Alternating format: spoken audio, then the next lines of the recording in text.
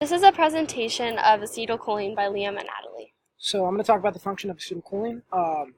It is a neurotransmitter that mainly functions in the neuromuscular junction. So it binds to receptors that then release either secondary messengers, or they cause a change that causes muscles to contract. So that's the main function that it's known for, although it does function in other parts of the body, including the brain. So it functions as a neuromodulator, which essentially means that it alters the way that brain structures process information.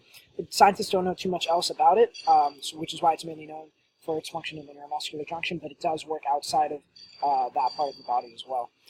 So next is the acetylcholine structure, which is pretty simple. It is positively charged, which is important because that is how it bonds ionically to its nicotinic receptor, which allows the bond to be tighter. So now we're going to talk about the creation, storage, and breakdown of ACh, or acetylcholine.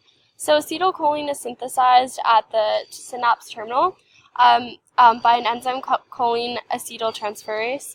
And the enzyme synthesizes acetyl-CoA, which is made from the mitochondria in the breakdown of glucose, and choline, which creates ACh. It is stored in vesicles, as shown in the image to the right, and released into the synapse. So there are two main kinds of receptors that acetylcholine binds to, the nicotinic acetylcholine receptor and the muscarinic.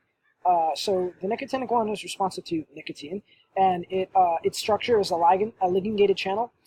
It's also found in different parts of the nervous system, so the somatic, the sympathetic, the parasympathetic, and the central, whereas the muscarinic is mainly found in motor neurons, and it's responsive to muscarine, and it is a G-coupled protein receptor, which means that it functions a little bit differently, and it activates a secondary messenger chain that's responsible for that muscle contraction that I mentioned. So after acetylcholine binds to receptors, it is broken down by acetylcholine esterase in the synapse. It's hydrolyzed very rapidly, as acetylcholine esterase has one of the highest catalytic rates of all enzymes. It creates acetate and choline is reabsorbed into the neuron to be used again for ACh hydrolysis, but acetate is not. So really quickly, we're going to talk about some of the drugs and diseases that are associated with acetylcholine. First one is some of the venoms that affect acetylcholine function. So there are a lot of toxins and venoms found in nature that can cause paralysis or convulsions by messing with the way that acetylcholine functions. It can block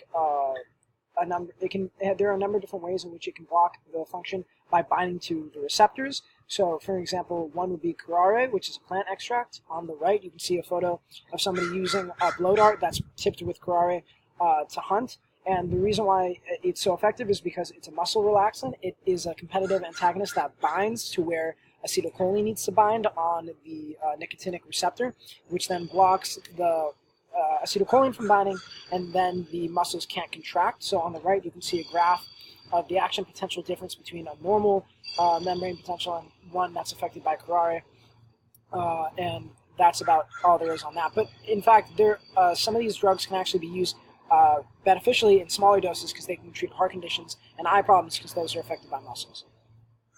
So the major diseases associated with acetylcholine are caused by mutations in the genome, usually for receptors, even though some can be in the synapse or presynaptic. Usually they cause extreme muscle weakness, and this is especially true in infants that have these problems.